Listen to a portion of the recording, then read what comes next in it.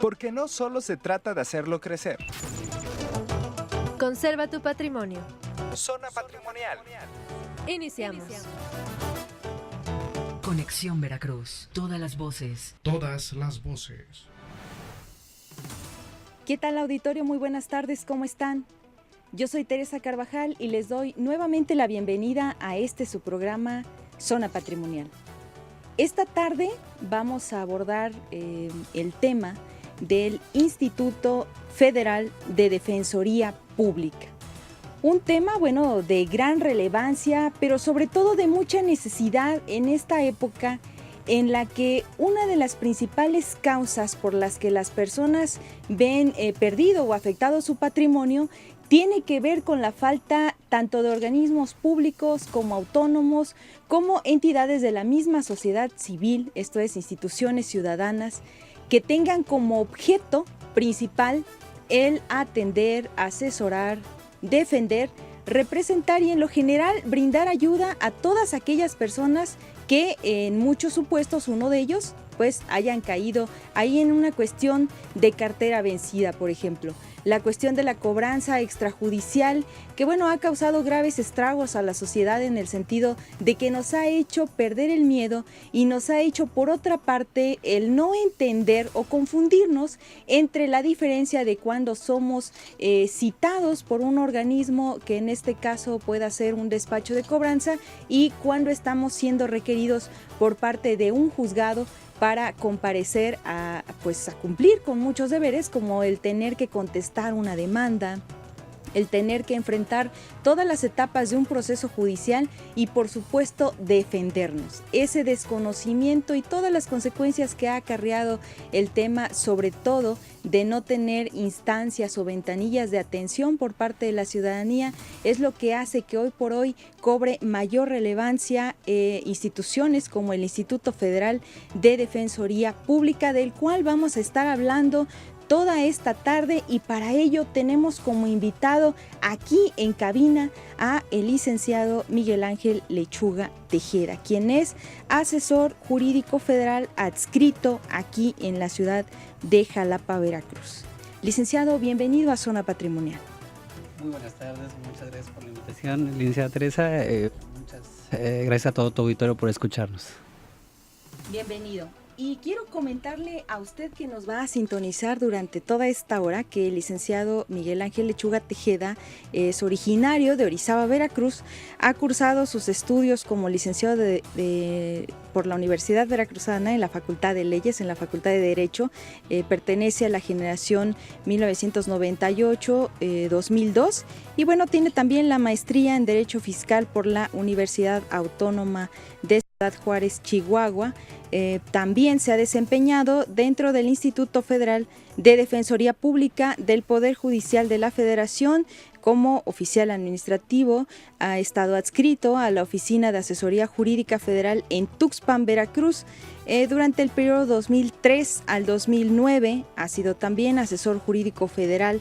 Ha estado adscrito en Ciudad Juárez, Chihuahua, en el periodo 2009-2016 y actualmente, a partir del mes de junio de este año, es asesor jurídico federal. Se encuentra adscrito aquí a la ciudad de Jalapa, Veracruz, y se ha desarrollado múltiples cursos, dentro de los que destaca el de preparación de secretarios de juzgados de distrito y tribunales de circuito del Poder Judicial de la Federación, y está diplomado en materia de amparo y derechos humanos. Pues con esto nos damos una idea de el gran invitado que tenemos esta tarde y que por supuesto nos va a ayudar a que usted conozca esta opción del Instituto Federal de la Defensoría Pública y además acuda cuando requiera algún servicio relacionado en torno a esto, que vamos a estar hablando durante toda esta hora en su participación.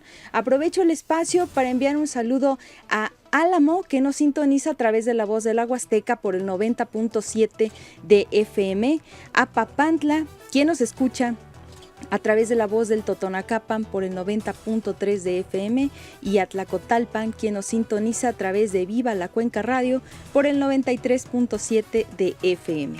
A quienes nos siguen en redes sociales por Facebook, Conexión Veracruz Radio, Twitter, @Radio Conexión B de Veracruz, y en nuestra página web también a quien nos sigue a través del www.conexionveracruz.com.mx. Le recordamos que durante esta hora estará a su disposición nuestro teléfono en cabina con LADA 228-237-0000. Licenciado, pues vamos ahora sí entrando ya en materia para que nos hagas favor de explicarnos qué es el Instituto Federal de Defensoría Pública. Gracias, muy amable. Bueno, el Instituto Federal de Defensoría Pública es un órgano específico del Poder Judicial de la Federación. Cuenta con independencia técnica y operativa y presta los servicios de asesoría jurídica y defensa penal, ¿sí? En las instancias, en las 3 instancias. En materia de asesoría jurídica, nosotros brindamos orientación, asesoría y representación en materia civil, materia fiscal, materia administrativa, orientación en cualquier materia, ¿sí? Entonces realmente es un órgano creado en el año de 1998, en junio de 1998, que es cuando se expide la Ley Federal de Defensoría Pública.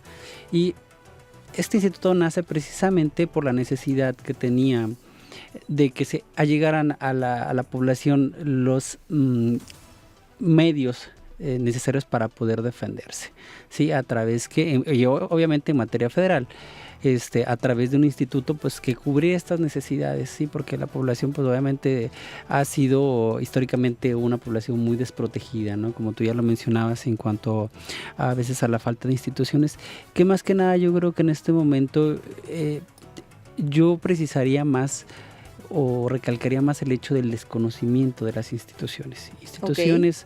El gobierno federal, el gobierno estatal tiene instituciones para poder brindar apoyo legal a las personas. Desafortunadamente, y creo que muchos lo hemos visto, no ha habido la información y la difusión necesaria para hacer el conocimiento de la población que existen estas instituciones, sí, que brindan asesoría gratuita y defensa en diversas áreas, sí, y que pues precisamente son gratuitas, ¿no? Entonces, yo creo que la parte de la difusión es algo que ha mermado un poco la posibilidad de que la gente pueda tener la forma de defenderse. Así es, el no saber a dónde, a quiénes acercarse para poder hacer valer pues los derechos que tengan, ¿no? Aunado pues también al desconocimiento de los procesos legales y de las consecuencias que estos tienen. Claro, sí, definitivamente pues obviamente el desconocimiento de la existencia de ciertas instituciones, tanto a nivel estatal como a nivel federal, pues obviamente redunda en una inadecuada defensa o incluso en un estado de indefensión. De indefensión. Efectivamente, ¿no? La gente, pues si no conoce las instituciones, no tiene la forma, ¿no? A veces la gente no tiene los recursos para poder allegarse de un abogado que pueda defender sus intereses, ¿no? Y bueno, ¿qué pasa? Pues a veces igual y por ignorancia la gente no se acerca a las instituciones, ¿sí? Y bueno, ponemos en riesgo, como tú ya bien lo mencionabas, ponemos en riesgo el patrimonio de la familia, el patrimonio de los hijos, ¿sí? Por esta falta de información.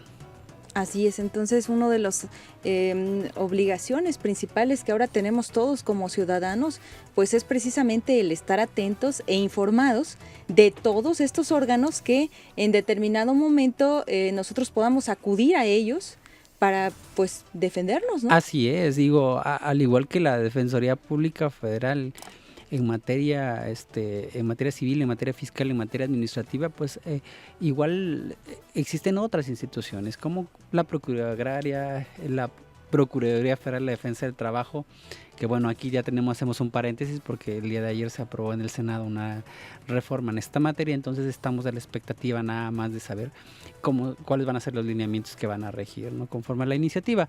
Pero y a nivel estatal hay defensoría de oficio, sí, que no solo es en materia penal, también la hay en materia civil, en materia administrativa y bueno, hasta donde yo tengo conocimiento debe existir en materia contenciosa local, ¿sí? Entonces, y todas esas instituciones son gratuitas. Por ejemplo, yo te diría la Defensoría Pública en materia del Estado, pues hay una defensoría que depende directamente del Poder Judicial, y está aquí en el edificio sede del Poder Judicial del Estado, y hay otra que depende directamente del Poder Ejecutivo, ¿no? Entonces tenemos dos instituciones que pueden brindar apoyo legal en diversas áreas jurídicas, específicamente o sobre todo en materia civil y familiar. Así es, y bueno, por una parte lo que mencionas es de gran relevancia en el sentido de que muchas veces o la mayoría de las personas piensan que las defensorías son para todo aquello que tenga que ver nada más con cuestiones del orden penal, y esto ya no es así. No, definitivamente, te digo, finalmente la evolución de la sociedad nos ha llevado no nada más a tener garantizar los derechos de los inculpados o procesados, ¿no? Ya también es la asesoría jurídica en otras materias, precisamente porque hay gente que queda en estado de indefensión. Y bueno, uno de los principios en materia de derechos humanos es que el Estado debe brindar los medios necesarios para poder, para que las personas tengan y puedan defender los derechos que son violados por las diversas autoridades del Estado en sus distintos ámbitos de organización. Bien, licenciado, esta reforma constitucional en materia de derechos humanos que, modificó, el texto constitucional en el efecto de brindar una mayor protección a todos los ciudadanos por cuanto hace a los derechos humanos, precisamente a reconocer, a proteger, ahora a tutelar, todo esto que antes tenía otra denominación, ¿ha ampliado de algún modo las facultades del Instituto de la Defensoría o cómo ha impactado esta reforma? La cuestión aquí es esta reforma en materia de derechos humanos es un parteaguas en la vida jurídica del país, ¿no? Y lo hemos visto a través de las diversas interpretaciones que ha hecho la Suprema Corte de Justicia de la Nación. Entonces, esto evidentemente repercute en todas las instituciones de gobierno, ¿no? ¿Por qué? Porque finalmente nosotros como gobierno estamos obligados a respetar, a garantizar los derechos humanos en materia incluso de resarcimiento también, por violación de estos derechos humanos.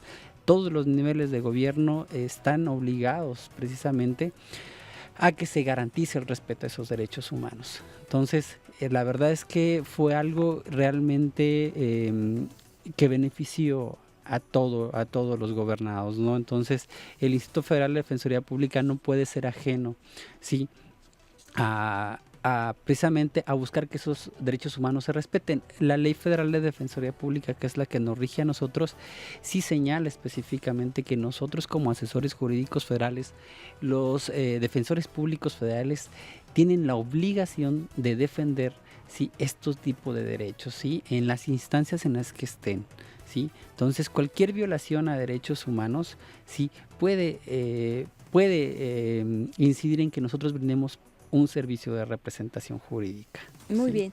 Licenciado, y quisiera también preguntarte, ¿para quiénes es este instituto? ¿Quiénes tienen derecho a hacer uso de los servicios que este presta? Realmente el artículo 15 de la Ley de Defensoría Pública señala específicamente quiénes tienen las calidades para poder acceder a los servicios. Pero generalmente, hay un artículo base en atención a los ingresos. Principalmente a eso. Hay otro tipo de calidades como pensionados, como desempleados, y aquellos que perciben ingresos hasta por 12 salarios, lo que antes eran salarios mínimos en el Distrito Federal. Entonces, ahí esa es nuestra limitante, ¿no? Si alguien percibe más de la cantidad tope, nosotros no podemos prestar el servicio de representación jurídica, aun y cuando somos competentes, porque se presupone, se supone que la Ley Federal de Defensoría Pública está destinada a los más desprotegidos, a aquellas personas que tienen esos ingresos que más o menos yo calculo que andan por ahí de unos 27,000 pesos al mes. En esos casos, si rebasan ese tope, pues ahí se tiene que negar el servicio. Bien, les solicitan ustedes a quienes acuden el comprobar sus ingresos. ¿Cuáles son los requisitos para que alguien acuda con ustedes? Realmente, para brindar asesoría jurídica, nosotros realmente no necesitamos unos requisitos en específico. Este requisito de los ingresos es únicamente para el servicio de representación jurídica.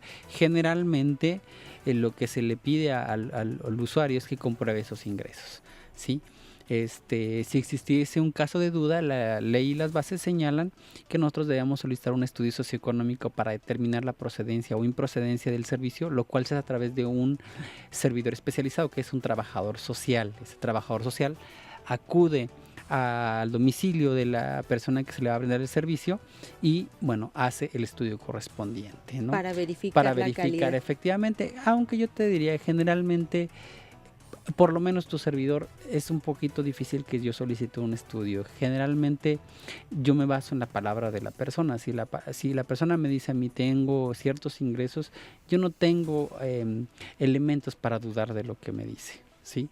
Sí, a veces, pues obviamente la gente también se debe conducir con ¿verdad? Si ellos tienen unos ingresos superiores, pues en ese momento te los van a decir, porque nosotros en el formato que llenamos de solicitud de servicio, sí les pedimos nos manifiesten los ingresos. Muy bien. Licenciado, ¿quiénes prestan el servicio de asesoría jurídica? Bueno, aquí específicamente asesores jurídicos federales, que somos alrededor de 158 en todo el país. O sea, tampoco somos tantos. ¿Son poquitos? Para la necesidad que existe, tampoco somos tantos. Efectivamente, en materia de asesoría jurídica ya hay asesores jurídicos especializados en atención a víctimas, sí, que ahí yo considero que yo creo que se les va a ir quitando esa competencia porque ya está la Comisión Ejecutiva de Atención a Víctimas a nivel federal, sí. Entonces ellos son asesores jurídicos especializados en atención a víctimas, pero bueno, somos en esta materia 158 aproximadamente. Y por decir, en el estado de Veracruz, ¿cuántos son? En el estado somos 9 asesores. 9 asesores para atender a todo el estado. Así es. Oiga, ¿y se dan abasto? Mira, yo creo que sí. La carga de trabajo mayoritaria está en la ciudad y puerto de Veracruz. Ahí sí, la verdad es que por los números que llevan, sí van un poquito elevados. Hay mucha demanda del servicio. Sí, yo tengo 3 meses ya, como lo platicábamos aquí en Jalapa. Llegamos en apoyo de la asesora jurídica especializada que está aquí. Igual tenía una carga de trabajo importante, pero no tan excesiva como a lo mejor pudiera yo pensar. En Ciudad Juárez, donde yo estaba, sí teníamos demasiado trabajo. La verdad es que ahí sí era diario levantar 3, 4 expedientes, sí, en las diferentes áreas que tenemos de atención jurídica. Entonces ahí sí era un poquito más elevado. Digo, hay zonas específicas, ¿no? Aquí tenemos un asesor jurídico federal, el licenciado Miguel Ángel Guerrero en Tuxpan, Veracruz. Tenemos igual 2 asesores en la ciudad de Coatzacoalcos, 4 en Veracruz y 2 aquí en la ciudad de Jalapa. Muy bien, pues vamos a ir a un corte y de regreso continuaremos hablando de más en relación al Instituto Federal de Defensoría Pública. No se vaya.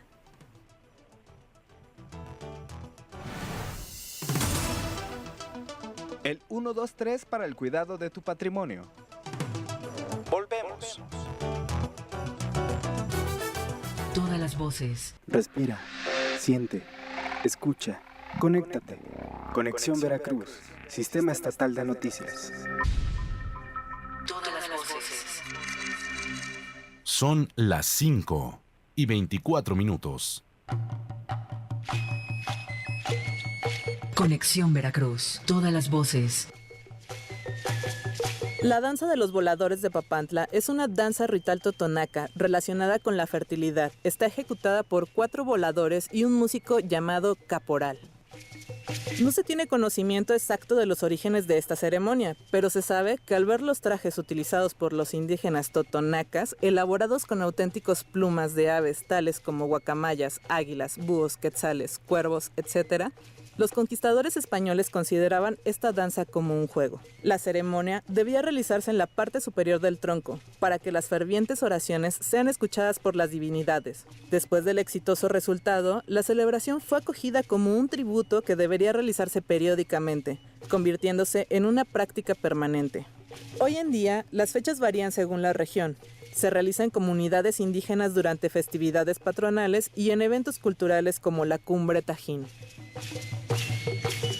Conexión Veracruz. Todas las voces. El nombre de Villarrica de la Veracruz, de donde surge el nombre de Veracruz, se debió a la cantidad de oro tomado de los amerindios, y la palabra Veracruz se le agregaron debido a que los conquistadores desembarcaron en los arenales, situados frente a la isla de San Juan de Ulúa el 22 de abril de 1519, que fue Viernes Santo, día de la verdadera cruz.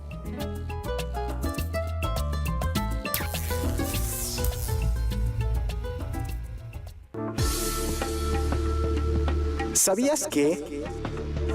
Al donar sangre solo extraen 450 centímetros cúbicos de sangre, un poco menos de medio litro, lo que permite preparar 3 componentes: glóbulos rojos, el plasma y las plaquetas. Haz conciencia y regala la savia de la vida.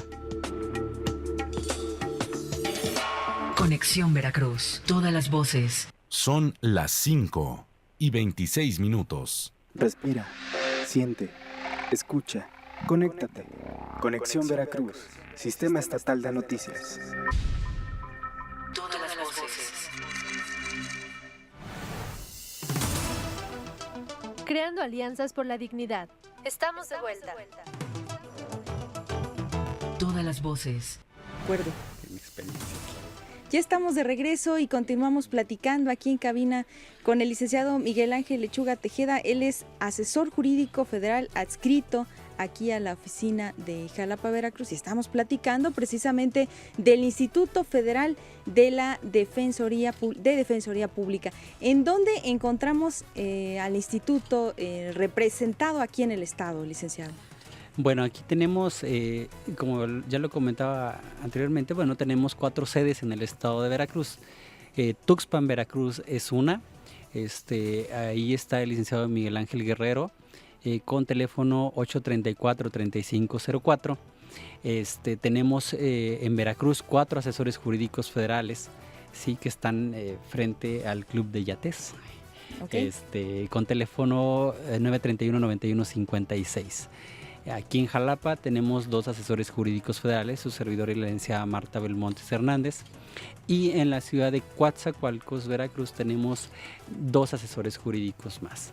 Entonces, para efecto de que ustedes puedan acceder a lo que son los teléfonos de cada una de estas adscripciones o incluso de cualquier parte del territorio nacional, está la página específica del Instituto Federal de Defensoría Pública. Ahí encuentran a todos los asesores jurídicos federales del país. ¿Cuál es la página, licenciado? www.ifdp.gov.mx. Ok.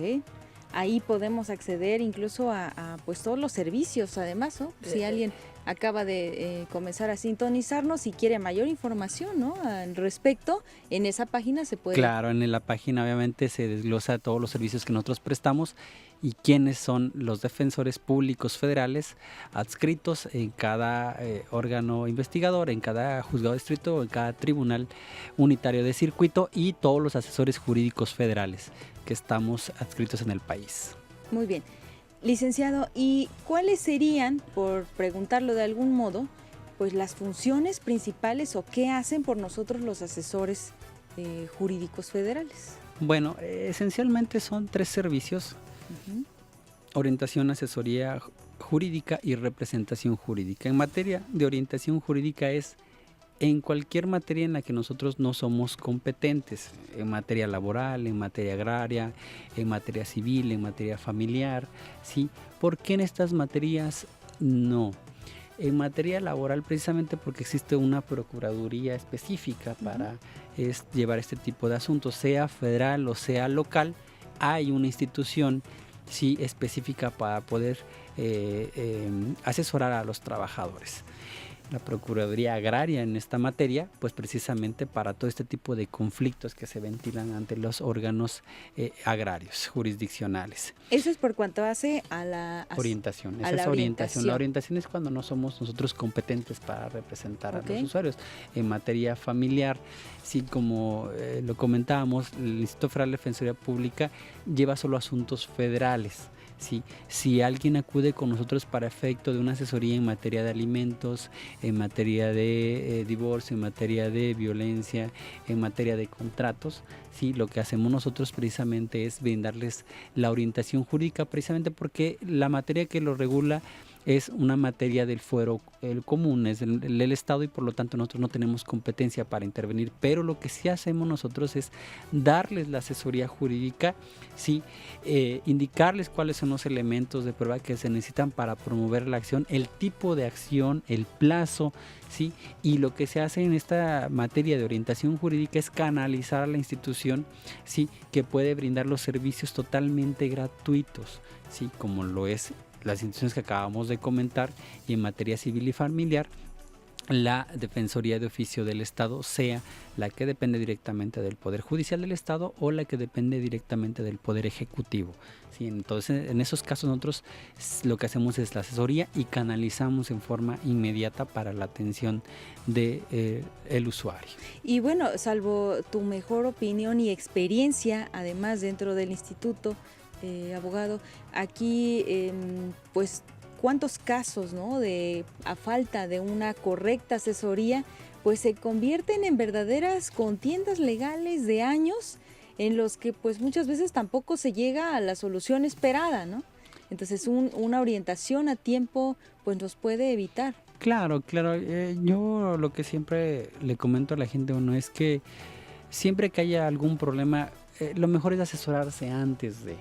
Si antes de iniciar algún procedimiento judicial, a lo mejor hay una forma de resolverlo sin llegar a la contienda judicial, a lo mejor hay forma de llegar a un arreglo, ¿sí? Para evitar ese tipo de situaciones. ¿Sí? Y con los organismos que ahora existen también conciliatorios, ¿no? Aquí en el mismo estado. Efectivamente, ¿no? Entonces ahora existen medios, centros de justicia alternativa, uh-huh, ¿no? Sobre todo en materia penal, sí, en materia civil también. Entonces, bueno, este es un servicio que se presta a través de un facilitador que pues obviamente nos da la posibilidad de llegarnos a una solución sin llegar a un conflicto, ¿no? Y pues finalmente la función es como de un árbitro imparcial. Entonces, bueno, esa es una de las ventajas que tiene estos centros de justicia. Esto es, en el instituto se les da la asesoría o la orientación de cuándo en algunos casos pues es mejor apostarle, ¿no? Sí. A esta conciliación, mediación, todo lo que nos ofrece la... Sí, claro. Finalmente, por ejemplo, en materia penal, pues generalmente hay una obligación de, antes de iniciar una situación en esta materia, pues que se remita a un centro de justicia alternativa. Estamos hablando en el caso de que sean delitos de los que se puede llegar a ese tipo de cuestión, ¿no? Antes de proceder penalmente. En materia civil igual lo mismo, ¿no? Y aquí hay centros de justicia que considero que son muy benéficos, ¿no? Con lo que nos estás comentando, licenciado, pues nos da ahora un panorama un poco más amplio para usted que nos está sintonizando, en que si usted se acerca a este Instituto Federal de Defensoría Pública, pues no se va a ir en blanco. Se acerca con una problemática y ya sea que lo asesoren, que lo orienten, ¿no?, según estas funciones, o que lo representen si se trata de un asunto que sea competencia del instituto. Claro. Y es en cualquier materia, o sea, la materia que sea, tiene que salir con una asesoría jurídica, ¿no? Y esta asesoría jurídica se da por escrito, no nada más es verbal. Se da por escrito para efecto de que la persona pues tenga un apoyo para poder saber qué es lo que tiene que hacer, ¿no? ¿Deben, alguna recomendación que usted quiera dar, deben de acudir con los documentos que tengan? Generalmente lo que se les pide es que para evitar una mala asesoría, que la persona... Primero que sea la interesada la que acude con nosotros. Eso, ¿no?, es muy importante, claro, no puede ir ahí un familiar o ¿qué tal si es la contraparte? El vecinito que le encargaron ahí que fuera y preguntara, ¿no? Generalmente lo que se le pide pues, es que vaya principalmente el usuario. Y que se identifique. Sí, claro, que se identifique, que pues generalmente se pide la identificación porque se levanta un expediente específico para la persona y sobre todo que lleve los documentos, ¿sí? En los que base sus manifestaciones o el problema que trae, ¿sí? De preferencia igual lo mismo que se les pide es que los lleven ordenados. A veces nos llevan muchos documentos, pero es un desorden increíble, ¿no? Entonces, y muchas veces ni ellos entienden esos documentos y no saben explicar en consecuencia, ¿no? Entonces generalmente sí se les pide que lleven documentos, ¿sí? A veces las personas van sin documentos y piden que se les dé una asesoría. Es muy arriesgado dar una asesoría sin documentos, claro, ¿no? ¿Por qué? Porque pues obviamente puedes brindar una mala asesoría, ¿no? Y eso pues O finalmente terminar- conlleva un riesgo también. Terminar de confundir. Exactamente, ¿no? Sí, y muchas veces la gente misma no sabe realmente qué es lo que está pasando, no sabe en qué etapa de un procedimiento judicial va, no sabe realmente el tipo de acción que se está promoviendo, porque pues quien lo está haciendo es un abogado, ¿sí? No sabe a lo mejor que tiene un término para contestar una demanda, para plantear una demanda, para interponer un recurso, ¿sí? Entonces sí es muy importante que la gente acuda con los documentos para que se le pueda brindar una asesoría en los mejores términos. Y como lo comentabas, licenciado, desde un principio, pues también con la identificación oficial, ¿no? Para tener la seguridad, ¿no? De que es el interesado. Así es, así es. Mira, generalmente a veces ahí nos llega a tocar gente que acude sin identificación. Finalmente lo que se le brinda es una asesoría. Si llegase a hacer una representación ahí, forzosamente tenemos que tener la identificación. Eso también es importante. Claro. Saberlo. Bien, licenciado, y también aquí en el documento informativo que tenemos por parte del Instituto Federal de la Defensoría Pública, nos habla de que procede la representación, ahí sí ya, la representación ante, por ejemplo, el IMSS, el ISSSTE, el Infonavit, autoridades fiscales. ¿En qué casos? Platícanos. Perfecto. Ahora, antes de pasar a la representación, ya estábamos platicando sobre los servicios. Hablamos ya ahorita específicamente de lo que es orientación jurídica. Okay. El otro servicio es el de representación, como bien lo señalas, donde realmente sí tenemos competencia para poder representar a las personas. Tenemos otro servicio que es el de asesoría jurídica. Nosotros determinamos la modalidad en que se presta. ¿Cuándo se da la asesoría jurídica? Cuando precisamente la representación es inviable. Vamos a poner un ejemplo. Supongamos que la persona acude y tenía un plazo para ejercer un medio de defensa, ¿sí? Por ejemplo, en materia de amparo, son 15 días. Si la persona llega fuera del plazo, ya no podemos brindar el servicio de representación jurídica. Brindamos el servicio de asesoría jurídica y especificamos que es inviable. En este caso, por ejemplo, porque está fuera del plazo para promover. Aunque nosotros promoviéramos un medio de defensa, pues en materia de amparo, pues obviamente se desecharía seguramente el medio de defensa por notoriamente improcedente. Así es. Por extemporáneo. Exactamente, por extemporáneo. Entonces, en ese caso, pues el servicio es de asesoría jurídica y se plasma la asesoría jurídica para indicarle por qué no es viable promover el medio de defensa. Muy bien, pues vamos a ir a un corte y de regreso vamos a comentar aquí con usted en qué casos procede el servicio de representación por parte del Instituto Federal de Defensoría Pública. No se vaya.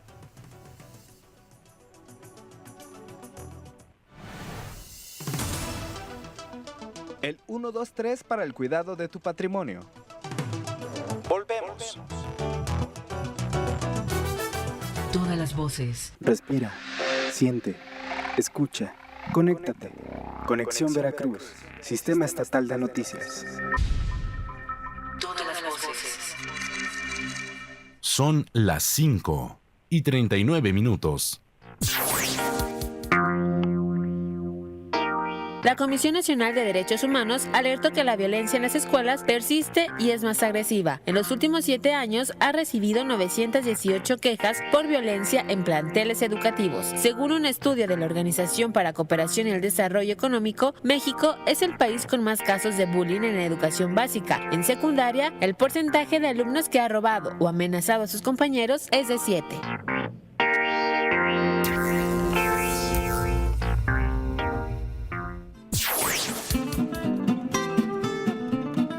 El cofre de Perote, cuyo nombre náhuatl es Naucalpatepetl, significa montaña de 4 lados. Toma su nombre debido a que en la cima tiene una gran roca cuadrada conocida como el cofre. Es un volcán extinto ubicado en el estado de Veracruz y es la 8ª montaña más alta de México con una altitud de 4.300 metros sobre el nivel del mar.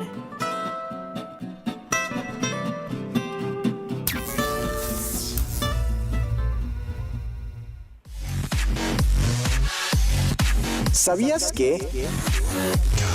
Aunque su parecido físico de los mapaches lo relacionan más con lobos u otro tipo de mamíferos, en realidad el mapache es un pariente cercano de los osos. Esta simpática criatura que tiene fama de ser muy pícara es inteligente y astuta, y aunque habita en regiones de Norteamérica, también se le ha podido encontrar en zonas sureñas como Argentina. Conexión Veracruz. Todas las voces. Son las 5:40. Respira, siente, escucha, conéctate. Conexión Veracruz, Sistema Estatal de Noticias. Todas las voces. Creando alianzas por la dignidad. Estamos de vuelta. Todas las voces. Ya estamos de regreso y continuamos platicando aquí en cabina con el licenciado Miguel Ángel Lechuga Tejeda. Si usted nos acaba de sintonizar, estamos hablando del Instituto Federal de Defensoría Pública y en este momento el licenciado nos va a comentar cuáles son los casos en los que procede el servicio de representación como uno de los servicios precisamente de este Instituto Federal de Defensoría Pública, ahora en casos ya más concretos como IMSS, Infonavit, ISSSTE, sí, autoridades fiscales. Perfecto, bueno, aquí preparamos una lista más o menos del tipo de asuntos que podemos llevar. Esta es solo, no es limitativa, es únicamente enunciativa para efecto de que se pueda tener una idea. Ante el IMSS, por imposición o cobro de multas, visitas domiciliarias, determinación de capitales constitutivos, negativa y modificación o suspensión de pensiones, reembolso de gastos médicos privados, omisión de registro por parte del patrón, falta de enteros, afectación por descuentos, atención médica deficiente negligente, incluso demandas de responsabilidad patrimonial en caso de una actividad irregular por parte del Instituto Mexicano del Seguro Social que se hace valer ante el Tribunal Fiscal, y que además Tribunal Federal de Justicia Administrativa. Que además es muy común. Que es muy común y es un terreno infértil todavía. Poco explorado, exactamente, pero también hay que recordar que con la Ley de Responsabilidad Patrimonial del Estado, pues obviamente las instituciones pueden ser demandadas si en el caso de una actividad irregular por parte del personal. En materia, en cuanto a ISSSTE, negativa a reconocer derechos o de algún familiar en materia de pensiones, en materia de jubilaciones, reembolso de gastos, sí, atención igual médica deficiente o negligente. Ante Infonavit, bueno, ahí sí hay muchos asuntos, falta de entero por parte del patrón, de descuentos al trabajador, imposiciones de multas, créditos que no son otorgados y se está descontando a las personas por créditos que solicitaron otros acreditados. ¿Qué pasa en esto? ¿Por la homonimia? ¿O qué? Efectivamente, ¿Cuál es el supuesto? Hay mucho se da homonimia, efectivamente, se da homonimia, pero no en cuanto al nombre, se da una cuestión de que se comparte un número de seguridad social. En Ciudad Juárez era mucho el trabajo en esta materia, había mucho asunto, llevaba mucha gente que me decía, ¿sabes qué? Es que pues yo tengo un salario y empezaron a descontar por un crédito de vivienda que yo ni siquiera he solicitado, ¿no? Entonces en ese caso lo que se hace es promover un amparo en contra del Infonavit, ¿sí? Y aquí, bueno, se presentan unas cuestiones en cuanto a realmente interpretación sobre si la Infonavit es una autoridad para efectos del amparo, que aquí yo considero que efectivamente es autoridad para efectos del amparo. Ahorita con la nueva ley de amparo, precisamente, la cuestión aquí de determinar la naturaleza jurídica de una autoridad para saber si es autoridad o no para efectos del amparo, o si es un particular, sí, que ejerce actos con base en un ordenamiento público, pues es muy discutible, ¿no? Entonces son interesantes estos asuntos, ¿no? Dentro de esas luces que nos ha dado ahora la nueva ley de amparo, claro, está el considerar lo que tú nos estás indicando, ¿no? Efectivamente. Digo, la situación aquí es que antes de la expedición de la ley, Infonavit en todos los casos era autoridad para efectos del amparo, ¿no? Ya con esto, así como Comisión Federal de Electricidad, también hay mucha discusión, ¿sí? Y jurisprudencialmente más la Comisión Federal de Electricidad desde 2009 para acá ha habido un cambio de criterios en cuanto a si realmente esta institución es o no autoridad para efectos del amparo, y es un estira y jale para determinar si realmente tiene la calidad, ¿no? Entonces, precisamente la Comisión Federal de Electricidad es otra de las autoridades que se demanda mucho en esta situación de cobros excesivos, de visitas domiciliarias y reajustes en las facturaciones que a veces son estratosféricas, ¿no? Entonces, si la gente a veces venía pagando X cantidad de dinero y de repente una visita de verificación donde se determina una supuesta anomalía y les están cobrando 100, 200 mil pesos, ¿no? Entonces, eso pena de que si no lo paga, pues se le corta el servicio de energía eléctrica. Bien. Entonces, bueno, pues... ¿En qué otros casos? Ante autoridades fiscales federales por determinación de créditos fiscales, imposición de multas, visitas domiciliarias, condonación de multas también, auditorías, verificación de expedición de comprobantes fiscales donde hay determinaciones a favor del SAT o una multa, procedimientos administrativos en materia aduanera, procedimientos administrativos de ejecución, todo este tipo de cuestiones también las atendemos nosotros. Y ante autoridades administrativas federales, estatales o municipales, bueno, en cualquier asunto en el cual se violen derechos humanos o no se respeten las garantías previstas por la Constitución en materia de fundamentación y motivación, ¿no? Ahí nosotros tenemos una amplia intervención, ¿sí? Que nos pasaba mucho que en Ciudad Juárez, te pongo un ejemplo porque pues ahí tengo la experiencia un poquito más, efectivamente. Nos llegaba mucho asunto de embargos de predial, ¿sí? Bueno, incluso ya las casas estaban adjudicadas, ¿no? Por un supuesto procedimiento que se llevó por falta de pago de impuesto predial. Entonces, ahí nosotros teníamos, sí, la obligación de promover los medios de defensa para poder ayudar a las personas a recuperar su vivienda, ¿no? Entonces, pues este es un ejemplo, claro ejemplo de amparos que se promueven contra autoridades municipales. Entonces, bien, licenciado, y quisiera también preguntarte, bueno, aquí con énfasis especial, porque pues con mucha novedad y según este documento informativo que ahora tengo aquí en mis manos del Instituto de la Defensoría, nos habla también de la posibilidad de que el instituto, bueno, preste representación en materia civil o mercantil y nos habla de, en su caso, inconformidades, por ejemplo, con cargos no reconocidos en tarjetas de crédito, que es de lo más común, y luego no sabemos a dónde ir, ¿no? O vamos a la Conducef, no se obtiene una respuesta favorable, y bueno, ahí vienen las quejas, ¿no? No hay instituciones, nadie nos representa. ¿Cuál es aquí la labor que ustedes hacen? Claro, mira, como te lo comentaba, finalmente una de las materias en las cuales nosotros tenemos competencias en materia civil, lo cual abarca la materia mercantil federal. Sí. En este caso, el cargo no reconocido es un asunto de todos los días, o sea, es increíble el número de personas que acuden, sí, para manifestar que se le hicieron un cargo vía internet, se le hizo un cargo a través de un centro de una institución comercial, o que se le hizo un retiro de cajero sin que él haya tenido nada que ver con ese retiro. Digo, ese es pan de todos los días, ¿sí? Y ha aumentado preocupantemente. Por supuesto. Preocupantemente, ¿no? Entonces, nosotros ahí tenemos competencia para poder presentar demandas en la vía mercantil. ¿Sí? Dependiendo del monto que marca el Código de Comercio, pues en la vía oral o un juicio ordinario mercantil. Entonces, sí es importante que la gente sepa que tiene en esta materia una institución que lo puede representar legalmente en forma totalmente gratuita, ¿sí? Que generalmente lo que hacemos nosotros es, inicialmente se les pide que acudan a la Conducef. Eso sí. También te iba a comentar. ¿Hay que agotar ese procedimiento? Hay que agotar efectivamente la instancia. ¿Por qué? Porque Conducef nos pueda llegar de los elementos necesarios para poder elaborar la demanda en materia mercantil con los mayores elementos posibles. ¿Por qué? Porque Conducef tiene facultades para poder requerir documentación que compruebe que realmente ese cargo se hizo, ¿sí? La institución bancaria tiene la obligación legal, ¿sí?, de comprobar que quien hizo los retiros es precisamente la persona. La carga probatoria es para la institución de crédito. Okay. ¿Por qué? Porque finalmente la institución de crédito debe proporcionar seguridad jurídica a sus acreditados, ¿no?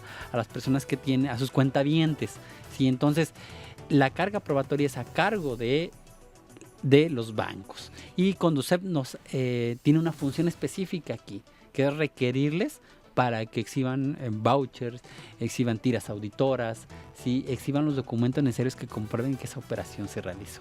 Por decirlo, también de algún modo ir a Conducef es preparar la vía de la demanda. Efectivamente, la inconformidad es el primer paso que el usuario tiene que dar para poder inconformarse ante estas cuestiones que son totalmente arbitrarias, ¿eh? Y yo creo que todos hemos sido en algún momento víctimas de este tipo de cuestiones. Digo, hasta tu servidor ha pasado aquí por esos menesteres, ¿no? Afortunadamente pues no ha pasado a mayores, pero digo, a veces la gente no sabe. Claro. La gente no sabe y pues obviamente esta es cuestión económica patrimonial. Digo, la gente a veces tiene 10,000, 15,000, 20,000 pesos, imagínate, se los retiran, pues se quedan prácticamente sin comer, sin las colegiaturas de sus hijos, o sea, se quedan realmente en un estado de indefensión y con una inseguridad jurídica tremenda. Y el banco generalmente, pues lo único que te dice es, pues tú hiciste el retiro, entonces si tú hiciste el retiro tienes que pagar. Entonces, sí es una cuestión que inicialmente es desventajosa para el usuario, ¿no? Pero afortunadamente, pues está también la Conducef como una instancia inicial para poder preparar el camino para un determinado juicio mercantil.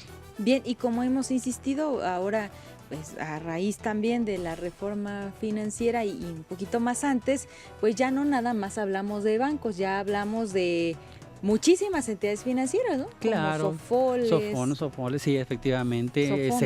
Sofomes, seguros también. Sofipos, cajas de ahorro también, ¿será que entran ahí en esa? Ahí habría la cuestión de ver la naturaleza, sí, la naturaleza del contrato, exactamente, ¿no? Entonces, sí, pero realmente es muy amplia la diversidad que se puede presentar, ¿no? Entonces, generalmente la experiencia que tenemos nosotros es más que nada con instituciones financieras, o en materia de seguros también. ¿Afores? Materia aseguradoras. Aseguradoras. Ok. Licenciado, y también una de las supuestos que aquí nos llama la atención en los que ustedes intervienen para representar es cuando alguien es demandado por algún cobro, entiéndase de un pagaré, letra de cambio, el cumplimiento de este título de crédito. Ustedes intervienen, bueno, representan, pero siempre y cuando, digo, para que nos vaya quedando así muy claro, siempre y cuando la persona sea demandada ante un juzgado de distrito. Así es. No justicia local, ¿verdad? No, definitivamente no, tiene que ser ante un juzgado de distrito. Si la persona es demandada por algún título ejecutivo, pues ahí nosotros podemos representarlas. En cuanto a la persona que puede ser a quien se le adeuda, existe la posibilidad siempre y cuando demuestre que esa no es su actividad. Okay. Sí, que no es la actividad la de estar ser comerciante, ¿no? Prestamista. Okay. Sí, o sea, puede ser que a lo mejor yo haya prestado ese dinero por única ocasión y no me lo devuelvan, pues ahí habría que analizar la situación, pero si soy una persona que me dedico precisamente... no solamente a demandados, también a quienes quieran cobrar. Sí, pero excepcionalmente, muy, muy excepcionalmente. Y yo creo que ahí, bueno, si se cercioran un poquito más. Sí, ahí tenemos que ser muy, muy cuidadosos. Así como, por ejemplo, en materia de representación a abogados también tenemos facultades para poder llevarlos, ¿sí? Solo que hay limitantes, ¿sí? A veces el abogado, por ejemplo, que te voy a poner un ejemplo en materia de responsabilidad, ¿sí? A veces se les inicia el procedimiento de responsabilidad y ellos desconocen la materia administrativa. A lo mejor es otro tipo de materia la que manejan, entonces en esos casos también podemos prestar el servicio, ¿sí? Pero hay que consultarlo también. Sí, claro, y cerciorarse. Efectivamente, si es una persona que todo el tiempo, por ejemplo, un Ministerio Público Federal a lo mejor, o un Ministerio Público del Fuero Común, y tiene un asunto donde es demandado en materia mercantil, bueno, es evidente que no tiene a lo mejor la experiencia porque se ha dedicado todo el tiempo a la materia penal. Ahí tenemos que prestar el servicio. Y hay casos en los que se tiene que prestar el servicio urgente, aún y cuando haya limitantes. ¿Por qué? Porque la finalidad no es no dejar en estado de indefensión a la persona. Si a mí me viene una persona que supera los recursos, pero se le está venciendo en ese día o un día después el término, tengo la obligación legal de prestar el servicio de representación jurídica y bueno, ya después mandar a hacer un estudio socioeconómico o hacer el razonamiento de por qué no se le puede seguir prestando el servicio de representación jurídica. Muy bien. Licenciado, pues se nos está casi terminando el tiempo. Realmente esta hora se ha ido pues muy rápido debido a lo importante que todas las funciones que tiene este instituto, y quisiera aprovechar estos últimos minutos para que nos hagas las recomendaciones finales a todo el auditorio que nos ha estado sintonizando. Bueno, antes que nada agradezco mucho la invitación y a todo tu auditorio por estarnos escuchando. Pues obviamente la recomendación es siempre pedir asesoría jurídica en forma preventiva, antes de cualquier problema, antes de cualquier situación, antes de realizar algún contrato, antes de todo, pedir asesoría jurídica. Ante un problema legal, pedir asesoría jurídica, no quedarse con que no pasa nada, con que no va a pasar de esto. Siempre hay una consecuencia en materia jurídica. Entonces, pues sí se les pide que se acerquen, en este caso al Instituto Federal de Defensoría Pública. Si me permites dar la dirección y el teléfono. Por favor, claro. Nosotros estamos en Avenida Culturas Veracruzanas número 120, edificio C, segundo piso, Colonia Reserva Territorial. Es el edificio del Poder Judicial de la Federación, que está en Arco Sur. Aquí en Jalapa. Aquí en Jalapa, Veracruz, efectivamente. El teléfono es el 228-141-0600, extensión 3125. Y ahí, bueno, se comunican y ya los canalizan directamente. Efectivamente. Se les cita alguno de los asesores. Efectivamente. Ese es directo de nosotros, ¿no? Es el teléfono directo.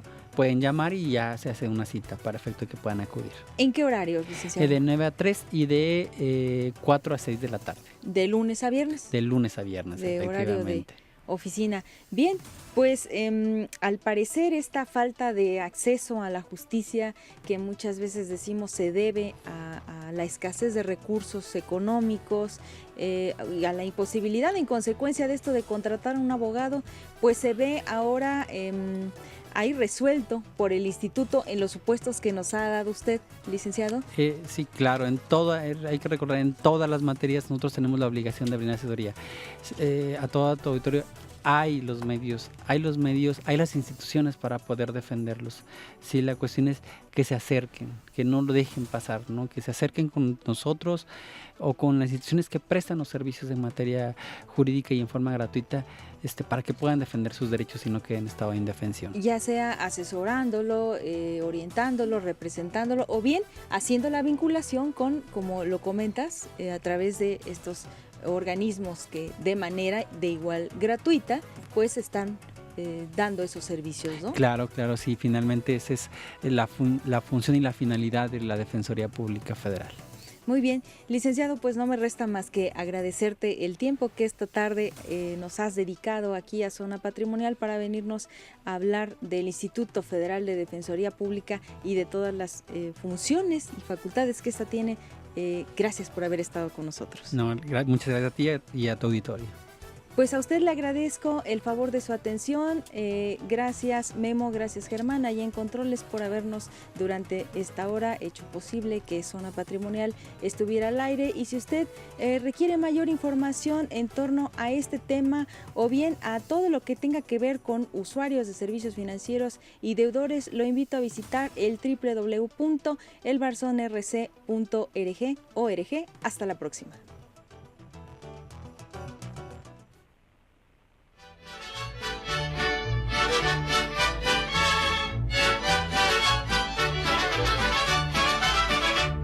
Esas tierras